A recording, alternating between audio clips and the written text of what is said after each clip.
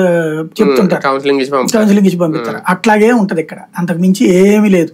కాకపోతే అందువలన ఏమైపోయిందంటే ఇదివరకటి రోజుల్లో దానికి వినేవాళ్ళు, ఇప్పుడు వినేవాడే రోడైతే చెప్పేవాడే చంద్రబాబు అనేసి ఫీల్ అయిపోయి బాబు గారికి చెప్పనివ్వండి, వీళ్ళ మధ్యలో ఎవడు కొట్టంగాడు, ఆయనకే చెప్పుకుందాం నేరుగా, వస్తే ఇస్తాడు, లేకపోతే ఆయన కోపగించాడు అనుకుందాం, పార్టీ మనకంటే మంచోడు దొరుకుతాడు అక్కడ నమ్మకం. భయపెట్టి బ్లాక్ మెయిల్ చేసే విధానం ఏమన్నా కనిపిస్తుందా? అంటే ఇప్పుడు మార్పులు చేసే ఆలోచన ఉంది కాబట్టి బాబు గారికి, ఇలాంటి టైంలో మేము వచ్చి మేము రెవల్ గా చేస్తాం, మేము ఇండిపెండెంట్ గా పోటీ చేస్తాం అంటే దానికి భయపడి ఆ సీట్లు కూడా మారుస్తారని ఏమన్నా ఆశ కనిపిస్తుందా? వాళ్ళు అందుకు వస్తున్నారా బయటకి? ఇందులో రెండు కోణాలు ఉంటుందండి. ఒకడు రాజ్యాధికారం కోరుకునేటటువంటి వాళ్ళేమో తమ శక్తి ఏంటో చూపించుకుని నెక్స్ట్ కి మార్కెట్ లో ఉంచుకోవడం.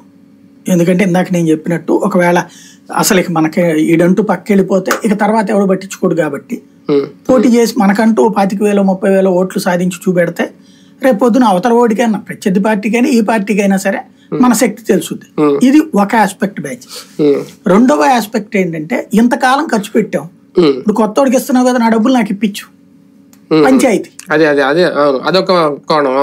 నా డబ్బులు నాకు ఇప్పించి నాకేమిస్తావు చెప్పు హామీ. తర్వాత ఈ రెండింటిని రావాలంటే బిగబట్టాలి, లేదంటే సీట్ ఇచ్చే.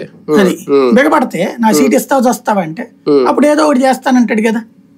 అది ఇక్కడ అంటే అది కూడా భయపెట్టడం, ఒక రకంగా భయపెట్టడం, బ్లాక్ మెయిల్ చేయడం. అటువంటి వాటికి బ్లాక్ మెయిల్ ఎందుకు అనాలి దాన్ని? ఇప్పుడు వాళ్ళ డబ్బులు వాళ్ళు తగలేసుకున్నాక వాళ్ళ దగ్గర నుంచి లాక్కున్నాం, అప్పుడు దోపిడీ అంటావా దీన్ని?